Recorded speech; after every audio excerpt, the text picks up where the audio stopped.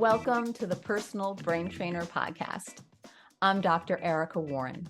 And I'm Darius Namdaran, and we're your hosts. Join us on an adventure to translate the scientific jargon and brain research into simple metaphors and explanations for everyday life. We explore executive function and learning strategies that help turbocharge the mind. Come learn to steer around the invisible barriers so that you can achieve your goals. This podcast is ideal for parents, educators, and learners of all ages. This podcast is sponsored by dyslexiaproductivitycoaching.com. We give you a simple productivity system for your Apple devices that harnesses the creativity that comes with your dyslexia. This podcast is brought to you by GoodSensoryLearning.com, where you can find educational and occupational therapy lessons and remedial materials that bring delight to learning. Finally, you can find Dr. Warren's many courses at learningspecialistcourses.com. Come check out our newest course on developing executive functions and study strategies. Hi, Erica. What have we got on the docket today? Well, it kind of hit me because I had a friend reach out to me and ask me about this, and I thought, my goodness, this would be a phenomenal topic for today. Let's talk about menopause and executive functions. Brilliant. Yeah, I think it's great. Let's do it. Well, I think this is a very significant phase for women. And to give you the female perspective, at least from USA, I think I'm speaking for USA. I know I'm speaking for a lot of friends, that this is something that's not ever discussed. It kind of happens, and then you're like, oh my, what's this? Oh, I think I've heard about this. Hot flashes. Okay. All right. I stopped my period, and okay, some things are going to change a little bit, but I had no idea what I was in for. So I went through it in my early 50s, and yeah, it was really quite unpleasant, but I felt very alone. It's not something that I really talked about with people very much, if at all. I was just kind of stumbling through it myself and just thought, okay, it's just a stage. I'll get through it. And I was amazed at how it impacted the brain, the body, focus, memory, planning, right? It affected a lot of executive functions, emotional regulation.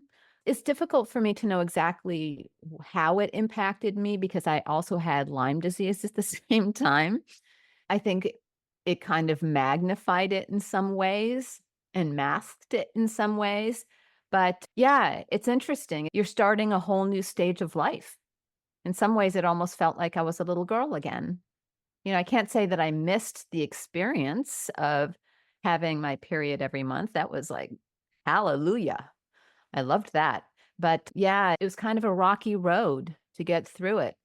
Yeah, it'd be very interesting to talk about it because it's not talked about enough and how it really does impact executive functions. What are your thoughts?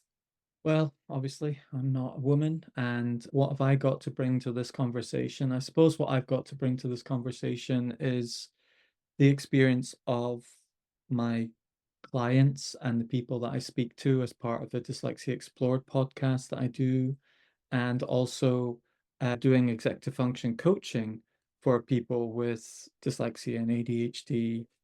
And a lot of them have come to me and said, look, Darius, we reckon there's this correlation between, when you go into the menopause, it seems to make, if you've got mild to moderate dyslexia, start to become moderate to extreme, or mild to moderate ADHD suddenly becomes moderate to extreme. And is this a researched phenomenon? Is this something that you're seeing with other people that you're meeting and so on? Because they're not in the sort of that kind of network all the time. And in the dyslexia show, when we over last year, we were talking about this a lot, that menopause seems to be co-occurring with a lot of women's realization that they've got a neurodivergence. And I think that seems to be a theme that's emerging. So if you had autism, you start to discover it during that menopausal period, or dyslexia or ADHD. And I think that there's some element of the menopause that amplifies these underlying challenges that you might be having. And I suspect a lot of women have been using their executive functions to compensate for Mm. processing issues or ADHD issues or masking with autism or whatever. And then once that capacity for executive functions, the brain fog starts kicking in and the hormones start to affect your mental capacities and shift them, your coping strategies that you realize you were using for maybe some underlying challenges start to get pulled away. And you start Mhm. realizing, hey, what are these challenges that I've got? So you could say it's not the menopause that's per se causing it, but it's this co-occurrence of them happening at the same time. So it's interesting to see that I think there's a relationship between the two. Yeah, well, we know that stress, I know that I can definitely speak for myself and I can speak for other people I've observed this with. When we're under stress, we don't have as much access to our compensatory strategies, many of which have become automatic. So if I'm under an enormous amount of stress, then yeah, my dyslexic self tends to come out. I might trip over my words. I might misuse a couple words. I might not be able to access the right word, or you're just not feeling as confident, or you can't necessarily access what you normally can access. So I think that menopause is a stress on the body. Any kind of change is stressful and requires a lot of shifts. But yeah, I think just to express this, because not everybody understands this, as I was saying earlier, that it normally hits between the ages of 45 and 55. Although I've known of people that hit it earlier and I've known of people that hit it later. And basically, it has to do with hormonal shifts, particularly in the decrease of estrogen and progesterone. And it really kind of starts with a lot of physical symptoms like hot flashes. Oh my goodness, those are intense. You'll just be talking to somebody and all of a sudden your pores open and you're soaking wet. And you really do feel hot as well. Like you just have to you wanna just take off your clothes. I mean, I can remember in the beginning, it was like, "Alright," be in the middle of sleeping in the middle of the night, I'd have to take off all my clothes, and then I'd have to put them all back on again. So you're going from hot to cold. And, a lot of sleep disturbances too, a lot of people experience. But research does show that it also affects the brain. Yeah. So things like remembering details, multitasking, and regulating emotions are probably the 3 top. I would probably say, what do you think about this, right? Mhm. Just from observations, I think it really affects your working memory, first off. So the moment your working memory gets compromised, it's like a domino that starts to hit all sorts of other systems. So your working memory is like the doorway into your mind. It's the entrance way of information in. And if you're not filtering that information well, then it either has a throttling effect on information coming through. And we've talked a lot about the effects of working memory. And I think, like, I see this in my wife, for example. She's, experienced this. And there's moments where she's trying to word find, or you can see that her working memories overfilled and she's hit capacity. But what's interesting with her is I'm used to that. And she starts saying to herself, she's saying, I'm acting like I'm dyslexic, like because she knows with me and the children how we behave when our working memories get full. And she's got enough self-awareness to go, this is, this is her working memories are overfilled. But for her, what's surprising is that she knows what it's like to have a big working memory. Right, right, right. Well, but I have to say Makes that her I don't super frustrated seeing the difference. I don't necessarily think that it's always about the size of your working memory, because part of working memory is being able to dip into long-term memory and access words or memories And for me, I think it was more of an issue that not that my working memory got smaller, maybe somewhat, but that I had trouble dipping into long-term memory more. So here's what I'm thinking is I don't think your working memory gets smaller, okay? Mm, But I think your working memory gets overloaded, okay? right. So your capacity gets smaller. So it's kind of like saying you've got a car and Yeah, it's got 7 seats in the car. But when you get emotional, and the 7 seats represent the 7 units of your working memory to transport information to your short-term memory or to the tip. It's either, that's kind of like your working memory is the filter. Am I going to keep this or am I going to bin this? And if I'm going to keep it, I put it somewhere safe. Now, some people have a 2-seater car, 3-seater car, 4-seater car, 7-seater car. Okay. But I think sometimes when you're getting emotional or you've got something really important on your mind that you're stressed about, it occupies a unit of your working memory, for example, sure. and it displaces, it just holds that space. You've still got 7 seats in the car, but there's a 2 or 3 of them Right. full. Do you know what I mean? So it Yeah, yeah, I uses do know what you mean. your working capacity. Do you get my drift? Well, yes, and it's funny because they often refer to some of these executive functioning difficulties as brain fog, Yes. right? So it's and you can almost think of it as like a fog in your car. It's just a little bit harder to navigate the car because you can't see as clearly. But yeah, the brain fog usually results in memory issues, focus issues, and the ability to plan. And there was actually a study done in 2017 from the Journal of Women's Health. And what they found was that 60% of women experienced some cognitive changes during menopause, and many of them reported it as quote unquote brain fog. Yes. I think that's the main emphasis of this podcast, isn't it? It's that the menopause doesn't just affect you physically, it affects you mentally. Yeah, Your point is, just to hammer it through, is that we do talk a lot about the physical effects of menopause, the hot flashes and all that kind of jazz and so on. But very rarely do we talk about the mental effects. And I think when I did this podcast with a pair of women on the Dyslexia Explored podcast, where we talked about hormones and dyslexia, one of the things that they mentioned was this is not just a menopause issue, it's a hormone issue. that's And, right. and the menopause kind of shows it in its extreme, but actually, you still have these sort of cognitive changes within your month. And so, how Mm, your executive functions work during the month also gets affected by your hormones. right. That's true.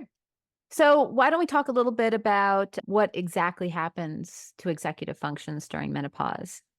So, estrogen is known to play a significant role in cognitive processes because it impacts neurotransmitters in the brain, especially acetylcholine and dopamine, which are critical for attention, memory, and mood regulation. And then when these estrogen levels drop, these neurotransmitter systems become less efficient. And this is what contributes to the difficulties in working memory, so forgetting tasks or losing track of information, maybe even in the middle of a conversation. Impaired focus, such as struggling to maintain attention on tasks, or poor planning and organization, which is finding it more challenging to break down tasks and complete them. Yeah, what are your thoughts on that? Well, for a very British perspective of it, UK perspective, it actually can be classed as a disability Wow. for a period of time. So, according to the disability regulations in the UK, if you have a medical condition that affects your day-to-day working of day-to-day tasks that last longer than 6 months and affects it, it can be classed as a disability and it needs accommodation. Okay. Now, the reason why I'm saying that is a number of the women that I work with, they are getting access to work, grant funding from the government for maybe ADHD amplified by the menopause or Oh, dyslexia amplified by the menopause. And they talk about the menopause when they're explaining their challenges because these are real effects that really affect their work.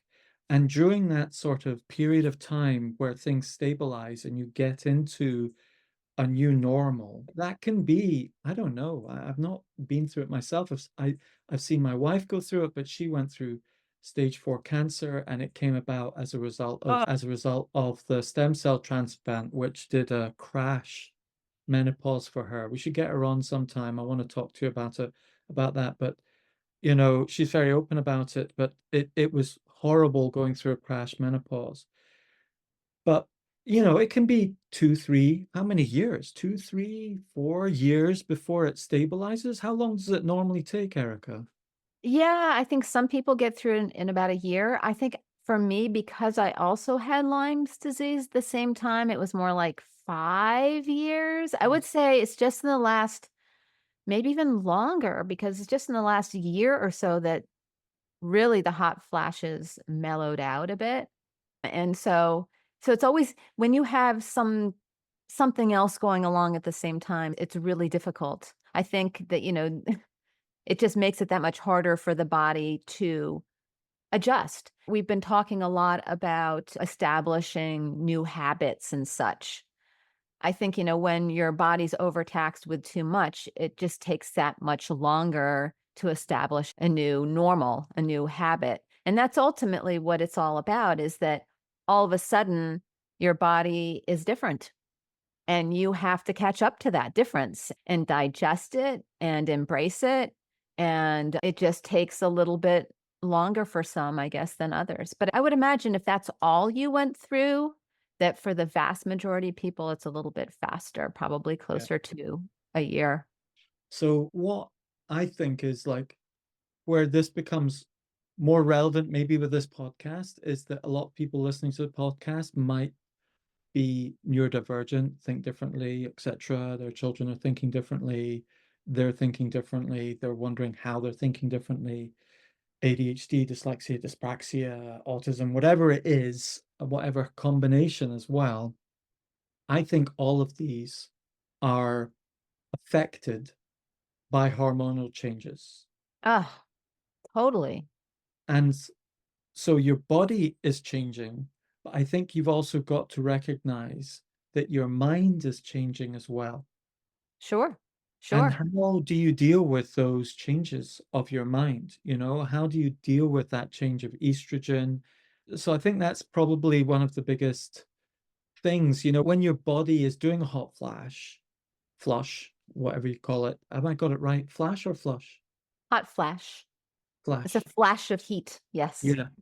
Hot flash. And in a way, your brain's doing that sometimes too, but it's not as extreme. Do you know what I mean? You don't feel it in the same kind of way, but it's maybe dropping out, etc. What do you do Sure. in scenarios? So the big question, I suppose, what do you think these scientists would categorize brain fog as? So the recipients of the research are describing it as brain fog, but what do you think the scientists are interpreting brain fog back into executive functions as? Well, I think what's fascinating about this is that this is a lesson to all of us that hormones have an impact on our body and our brains, a significant impact. And I know that transgender people often will take hormones and such. And I imagine that they must go through a lot of physical and cognitive turmoil before they reach some level of homeostasis where they can kind of regroup and, feel normal, even if it's a new normal again. But just so people know that because there is not this kind of outward support, it's nice to talk about this and just warn people that this is coming, that it's okay, that these are some of the symptoms you might experience, that there is support out there, If you go online, there's quite a lot of support. There's the Menopause Society that used to be formerly the North American Menopause Society. I discovered a website called Amada Life, which was really helpful. They offer creams and such that have hormones in them, and I didn't have a great experience with that, but a lot of their other resources were really helpful. They even offer some free videos. What really made a difference for me are just their face creams. My face was always getting kind of dry and starting to age, and I found that a lot of their creams that I use on my body and my face were fantastic and really brought some youth back. So there definitely is a lot of support out there, but you have to search for it. If you search for it, there's quite a bit. But anyway, I thought it might be fun for us to talk about some strategies to support executive functioning during menopause. Okay, let's do it. Because it's very easy to get frustrated when these changes happen, but there are definitely things that we can do to boost executive functions during menopause. The first thing is cognitive training, which I'm a huge fan of. And studies have shown that engaging in targeted brain exercises really do enhance executive functions. And in 2021, there was a study done in the Menopause Journal that found that cognitive training in postmenopausal women led to improvements in memory and planning. And this is anything from brain games, puzzles. I think the biggest thing is learning some new things. I think anytime you're doing the same thing over and over again, you don't have nearly as many cognitive gains as if you're trying new games. So finding some new ones to do is really important because what it does is it helps to establish and to create new neural connections and then also strengthen skills. A second thing that you can do is mindfulness and meditation.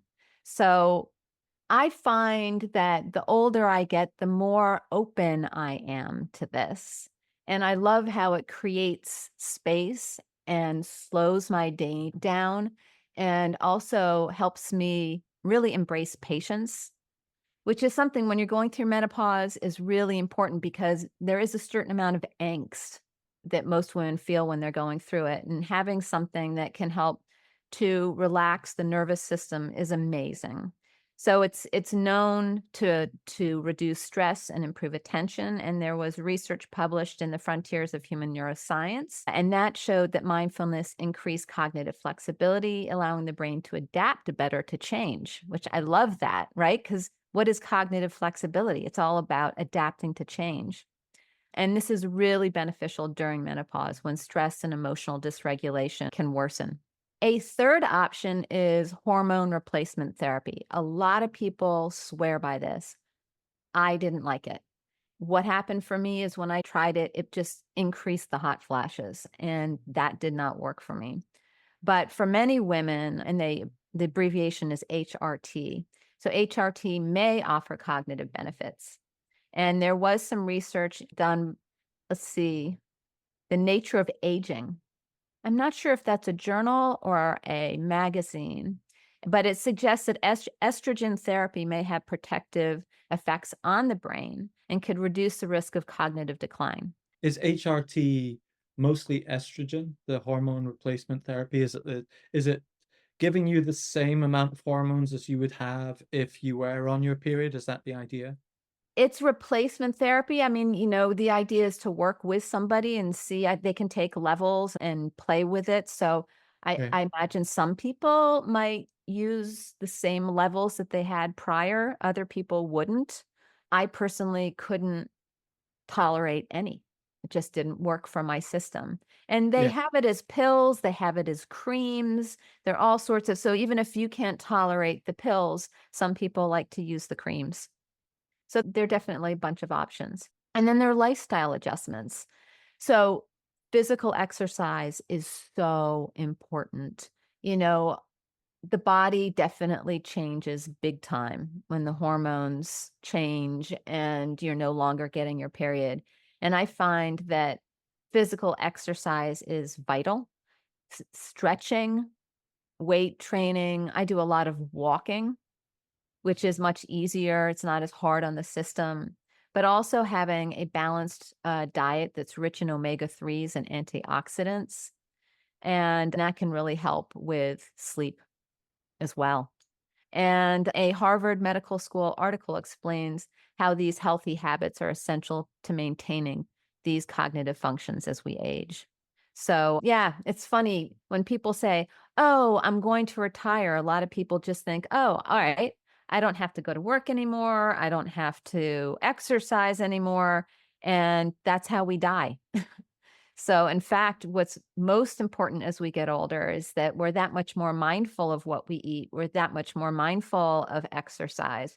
We're that much more mindful of being mindful and taking those times to meditate and take naps where we need to so that we can really optimize our potential as we grow older.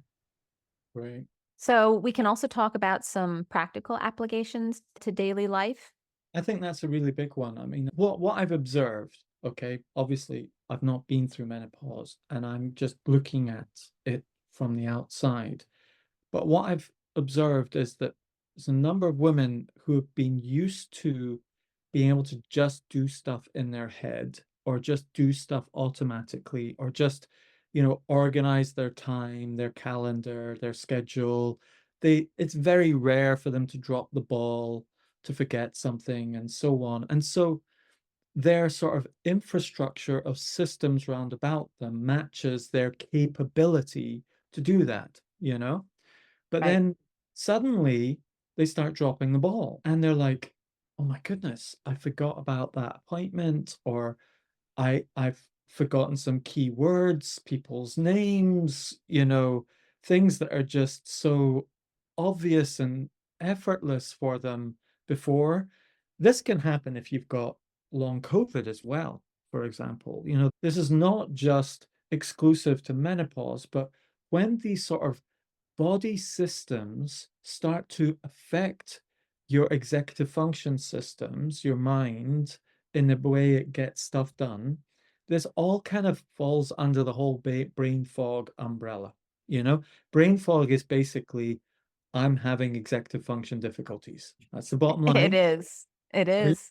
Which is kind of what I was asking you, but I'll answer my question, which is what is brain fog? Brain fog is executive function difficulties. That's it. And if you're having executive function difficulties, it will be somewhere within the realm of working memory, inhibitory control, and cognitive flexibility, or the combination of them, metacognition. Okay? Or higher level executive functions. Higher level executive functions, yes, Right. where yeah, I said metacognition, but yes, higher level. So where was I going with all of that, Erica? Remind me. Oh yes, that's it. I was having a dyslexia moment there and modeling You're anxiety. having a menopause moment. Uh, a menopause moment. Pause moment. Oh my goodness. They should And call it womanopause. Why do they call it menopause? it's not menopause, it's menopause. I know, but that's still men. It should be womanopause. Well, nothing to do with men. I just still, it's kind of interesting that starts off with Do with men. men. It's related to menstruation and all the rest of it, which is Menstruation. Well, it different should be from that. womanistration. Well, anyway, it's a All right. So silly thought, but go I on. wonder, I wonder what the etymology of menstruation is. Why don't we Google it? But so, yeah, back to the point. So you start dropping the ball, Yeah. okay? And so you think, what do I do to stop dropping the ball? Yeah. Well, what you do is what everyone else with executive functioning difficulty does, which is what we've been talking about, which is different strategies. Take notes, make maps, set reminders, like practical strategies to sort of delegate that job that you are doing inside your mind, do it outside of your mind. So it's also quite liberating, actually. It doesn't mean it's going to limit your mental capacities at all. It doesn't mean it's going to affect your intelligence, your IQ, or your capability. It could be actually enhance you, because what happens is you start using tools that you decided, I don't really need it. It's not really worth my while to learn that tool. But once you learn that tool, It actually amplifies your abilities. Yes. Yeah, I agree with you. I think, external tools, and if you want, you can have paper-based ones where you get a planner, or daily reminders, or journals, or you can go technology where you could get note-taking apps. You're creating Ivy, which is a mind mapping app, which is and note-taking app, which is amazing. But, there's so many, there's a plethora of digital tools, Asana, Trello, there's a huge list that can help you. Yeah. Are there any in particular that you like? I mean, we both like Apple Notes. Well, yeah, I think if there's a minimum wish list, okay, if I went through the minimum wish list, so the first thing is you need to get a good phone, okay? If your phone's out of date, get a new one, okay? If it's 5, 6, 7 years old and it's causing you problems, you do not need that level of friction in your life. Just go out and get an upgrade. You deserve it. It's time, okay? Because your phone starts to become like an externalization of your mind. You can delegate things to your phone. Number one, phone. Number two, computer. Get a computer that works, okay? And I'm sorry I'm covering the basics, but some of you listening would be going, oh my God, yes, it's just driving me bonkers. You've got enough friction in your mind and your life at the moment without adding to that by having technical difficulties with an Apple MacBook Pro 2015 that the operating system is out of date now, and you can't run Google Chrome on it now because it's not secure, and stupid things like that, that all of a sudden at a crucial moment where you've got to download a bit of software for your work or whatever, it just hits you and you're not feeling so good at that point. You've not got that resilience. Get that out of your life. Get a decent phone, get a decent computer. And Okay. I'm gonna interrupt really quickly, and I'm gonna say, "You're worth it. Yeah, yeah. You're worth Absolutely. it." These are very important things that you really shouldn't go without. You shouldn't be struggling, and you will be so much more efficient, and you will have so much more time, and your executive functioning will improve also because you won't be putting yourself under so much stress. So you're Yes. worth it.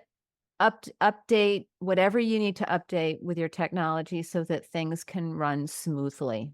Yeah. Doesn't need to be completely brand new. You can buy it secondhand, 2 years old on eBay, refactored, cleaned up or whatever, but it's got to be a couple of years old. You need that right now. Okay. Another good place is called Back Market, where you can buy technology tools in the States that are used, and I've heard good things about them as well. Okay. So you've got the infrastructure of your phone and your computer. Okay. The second thing is you need to have cloud storage.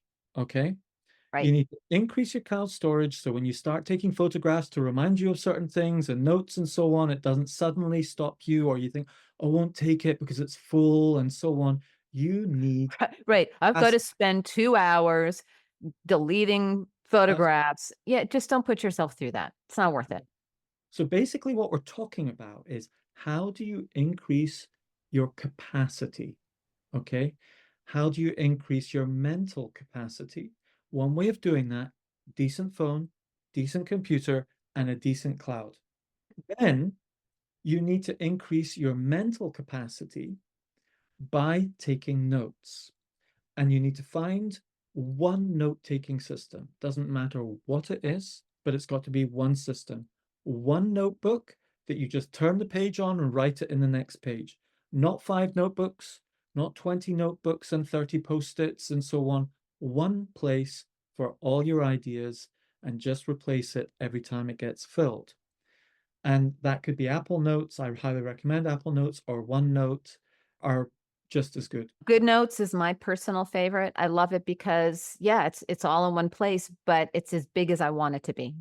And Brilliant. it's saved to all of my devices, or I can print it out if I want to, or I can drag a PDF in there and then I can write on top of it. Yeah, but Yeah. there are a bunch of different note-taking apps. That's just my personal favorite. So what we're doing is we're going through the structure. So right now, I am dealing with working memory by saying you need capacity to remember stuff. Long-term, short-term memory, which is basically your devices. You then need to start taking notes of little things that come into your mind and put them into notes so that you can drop them from your mind. You can allow yourself to Right. let go of You your can drop them and then access them later because they're easy to find. yeah. So let me just change my terminology. Instead of dropping them, you can put them down. Right. So it's like putting them down on the table, putting them down on the shelf. You're not just dropping them on the floor and they're smashing or getting muddled up. And to play off of that idea, there are times where I'm in the car and I'm like, "Oh, I have this great thought." My way of handling that because I'm driving the car is I won't say it right now, "Hey, SIRI," Yeah. and then my phone responds, and I'll just say, "Send an email to Erica Warren's work, and this is what it is," and then it's done, and then it will send it to my email, or you can have it text you so that you can access that idea later. Or can you actually have it I guess you could actually put it directly into Apple Notes, couldn't you? Yes, you could say, "Hey S, take a note," and it will just do a note. Or you can ask it to open a note and add to it. You can ask it to set a reminder. You can ask it to set Right. an alarm. You can ask it to put an event in your calendar. So these are all ways to go from that stage that you're talking about, which is to go into the reminders phase of what I'm saying. So you need to take notes. And what you were talking about is you can just email yourself a note. And when you're sitting in front of the computer and you're in that space where you can organize something, you can take action. Right. So let's go through. We've gone from working memory, notes, to inhibitory control. Inhibitory control, reminders. You need to set yourself some reminders. You need a calendar, and you need to fall in love with your calendar as your book of promises. Book of promises to your friends, your co-workers, and to yourself. Just put your promises in your calendar so that if you do blank out, if you are covered in fog, you can open up that book of promises and you go, what are my minimum commitments for today? And there are your minimum commitments. Set level 2 is reminders. Have a to-do list. It doesn't have to have every to-do in it, but just what are the next most important things to do? Maybe the top 10, 20, 30 things to do in your reminders list, and you choose 3 or 4 of them in the day that you're going to do, or maybe 10 if you're a high achiever. I'll probably do 3 or 4 or whatever, but it depends on your capacity on the day. And you can learn a lot from people with dyslexia or ADHD, because often people with dyslexia or ADHD have to adapt to the capacity they can sense they've got in that day. And likewise, women with hormones often need to adapt to the capacity they can sense they've got that day or that week in their cycle. And I have this sort of internal hierarchy. I go, right, number one is I'm going to do everything in my diary for today. And if I don't have any more capacity for that, then so be it. But I've kept my promises. Number two, I go down to reminders, and reminders have a special category in my mind, which are they are the next most important things of highest goals in my life. I'll do them next. If I've fulfilled my reminders, I go down into my notes and my projects where my projects are find something that is important but not urgent that I've got to do and enriches it. So there's this kind of tier. They're not all Mhm. just mixed together and all in my calendar together, because some people just put everything in the calendar, and if it's a good day, they can get it done. If it's a bad day, nothing gets done because it overwhelms them. Which takes me on to one of my thoughts, which is breaking tasks into steps. So if Yes, you're tackling big projects, break it into smaller, manageable tasks. This will definitely help you with the overwhelm, and absolutely. it just makes planning much easier. And then you can achieve. You can achieve. I think it's kind of like suddenly becoming dyslexic, Maybe. I or hate to associate the 2 for some reason because there's so much about dyslexia that's really a gift that yeah, but so I have a little bit but of a hard time with that, but I see the idea is that A lot of people with dyslexia have compromised working memories, for example. So it definitely can build some compassion. Okay, let's go down that route because I think there's But also a gift in yeah, this mental shift too. So what's happened is your brain is rewiring itself. Hormonally, right. it's being rewired for the next phase of your life. Okay. And that has pros and cons. Just as dyslexia has pros and cons or ADHD, your brain is shaped a certain way for certain functions and specialisms. Okay. Now, I'm not an expert, I'm not a woman, I'm just hypothesizing here. So, just bear with me.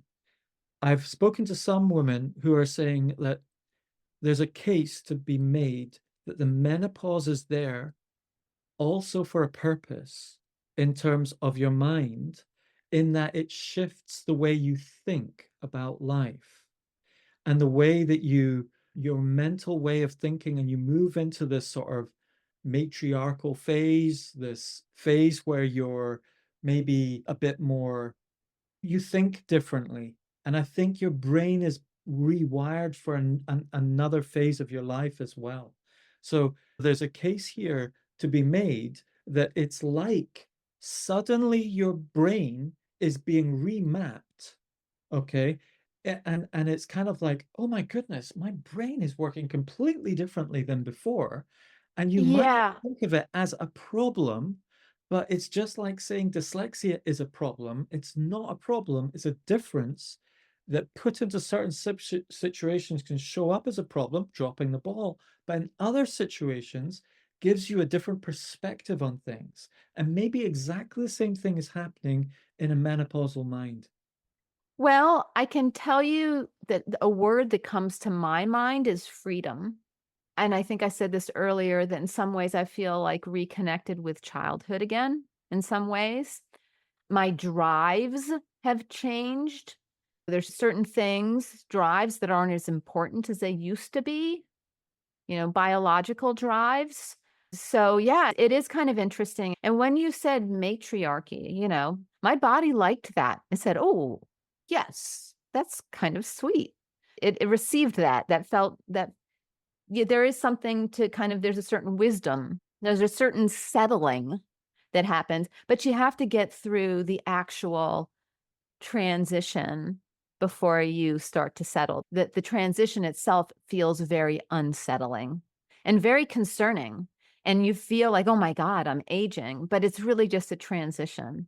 And so So, going back to that yeah. point, which took us off this track into this sort of cul-de-sac of what are the advantages of menopause, is that it is like suddenly becoming dyslexic or ADHD because you start, I would suggest, okay, in that you're like, oh my goodness, weirdly, I'm dropping the ball, I'm forgetting this, I'm doing that.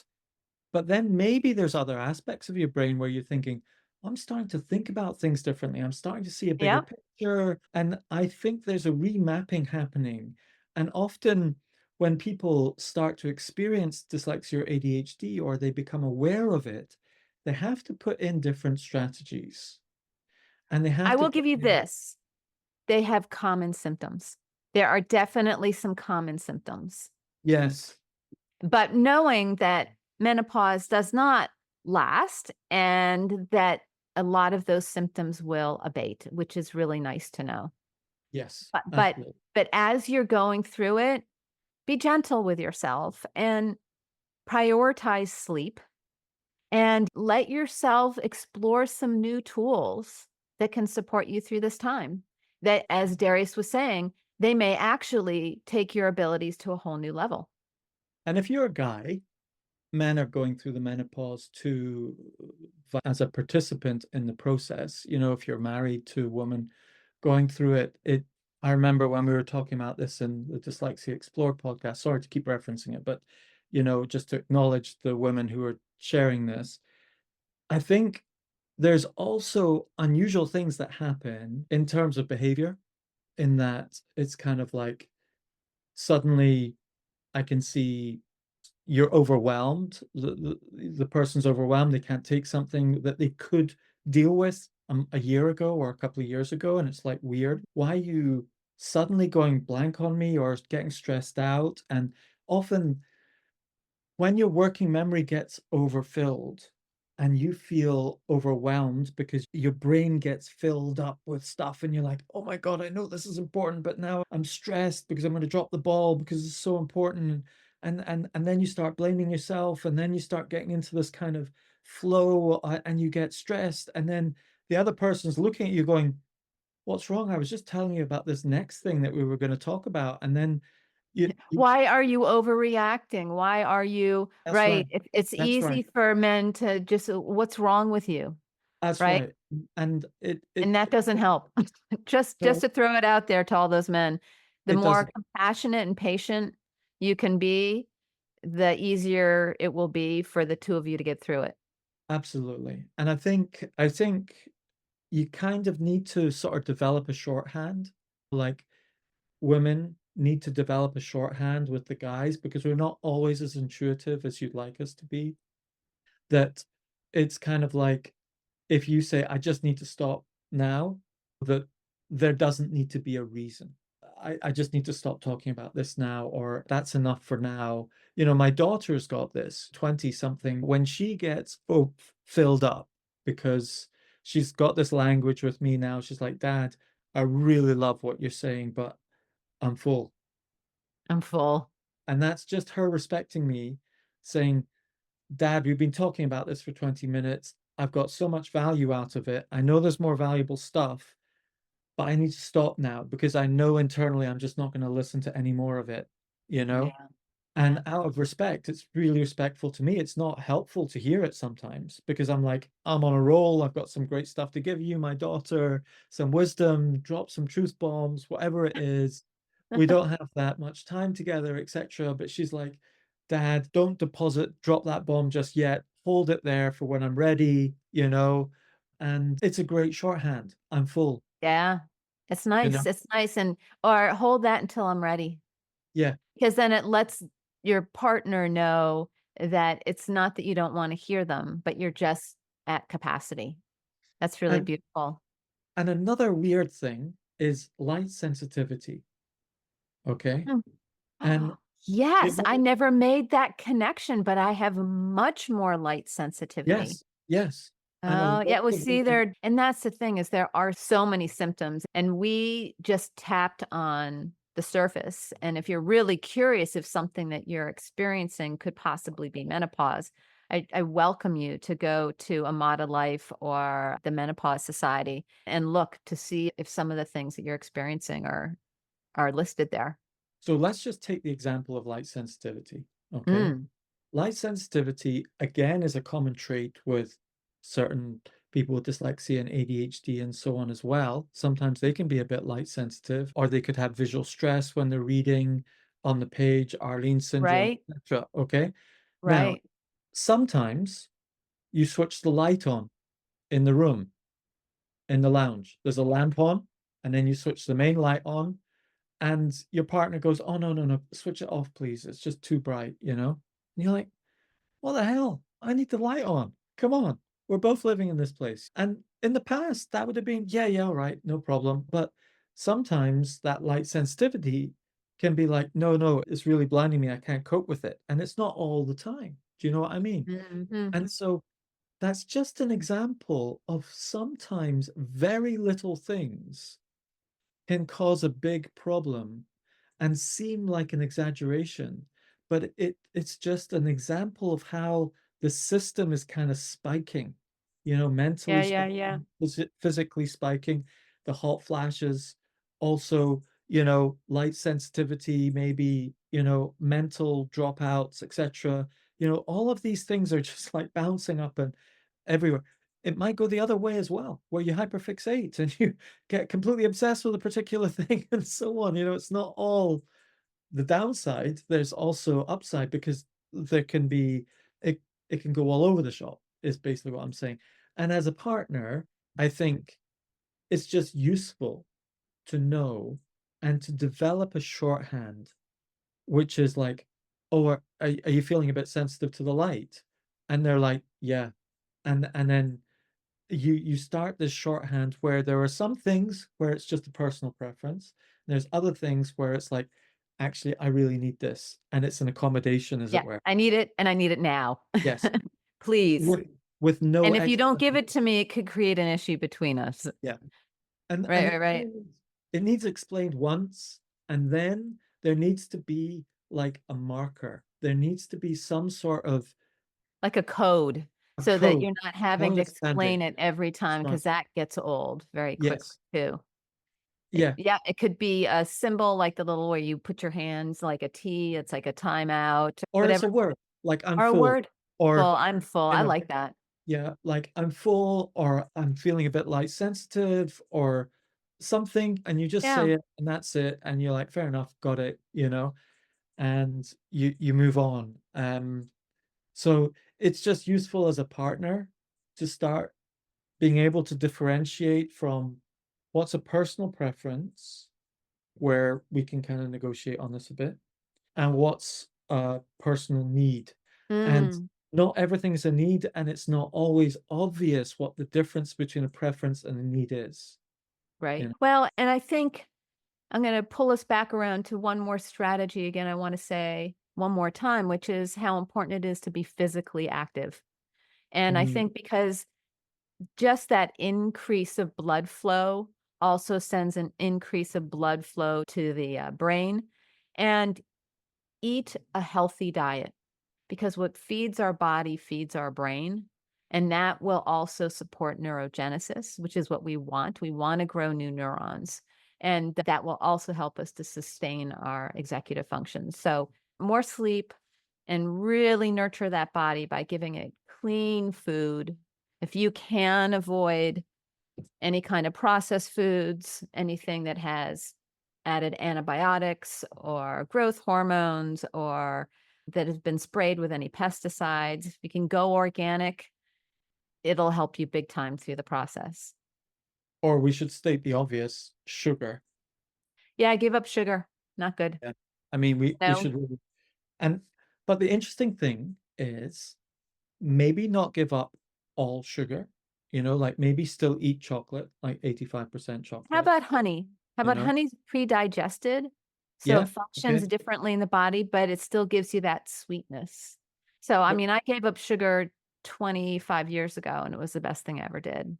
But not I everyone can. I get my Every sweet tooth through Yeah. honey, and you can get unsweetened chocolate very easily and just add honey to it. And there are some chocolates that are made with honey. Yeah. But that's my own personal Yeah. preference. But it's funny, I was just listening to a podcast on YouTube. Oh, I forget what the doctor's name is. Lee, I think is his last name. I think it's Li. He has a book on it's basically how to avoid cancer altogether by what you eat. And he knows about foods that are anti-angiogenic so that they starve cancer. And that's the diet that I've been on for 20 years. I cured myself of cancer and colitis. And I see a lot of my friends going down that path of eating poor food and getting cancer. And it's just remarkable what a diet can do and what one thing he was saying just last night in the YouTube video, I'll see if I can find it and put it in the show notes, is that sugar, he said that there's now research that shows that if you eat large amounts of sugar and even processed foods, but mostly sugar, that it can reduce your longevity up to 15 years. Wow. So, yeah, I gave up starch, sugar, processed foods, preservatives, all of that stuff. And I feel younger now, 30 years later, than I did in my 30s. I think, yeah, and I think the bigger picture in all of this is at this stage of life, menopausal stage, and with men, 50s, 40s, 50s, the smaller things make a big difference now. In the past, oh, I can get away with eating a bit of sugar and carbohydrates and so on. Carbohydrates are basically sugar in another form. Right. Oh, well, or even just moderation, but a lot Yeah, of people live on it. yeah. And then shifting, I've noticed that over the last 9 months when I've come off carbohydrates and sugar, that it's made a huge difference to the stability of my mind and life and so on. Now, obviously, when I was younger, it would have made some difference. But now that I'm older, it makes a bigger difference because there's this amplification effect towards the downside and towards the upside of these differences. Executive function strategies are amplified because you need them more. You probably got more responsibilities in the workplace and life and so on. So if you put them in place, they make a bigger difference. Food strategies, hormonal strategies, mental strategies, all of these things actually have a bigger payoff in many ways. Yeah, as we get older, it's very important that we exercise our bodies and our brains as much as possible as we age, because that definitely slows down the aging process. So, Erica, great podcast. Anything else on your list that you wanted to talk about? No, I think we're good. I think we're good. This was very informative. I hope it helps a lot of people out there that are struggling through this, I'm going to say, unrecognized transition, because it's largely, at least I know in my culture, it's largely unrecognized. And many women kind of go through it alone, and you're not alone. And there is, if you do a search, there's quite a lot of support out there for you. So thanks for listening. Thanks for bringing it up, Erica. Till next time. Till next time. Thank you for joining our conversation here at the Personal Brain Trainer Podcast. This is Dr. Erica Warren. And Darius Namdaran. Check out the show notes for links to resources mentioned in the podcast. And please leave us a review and share us on social media. Until next time, bye. Bye.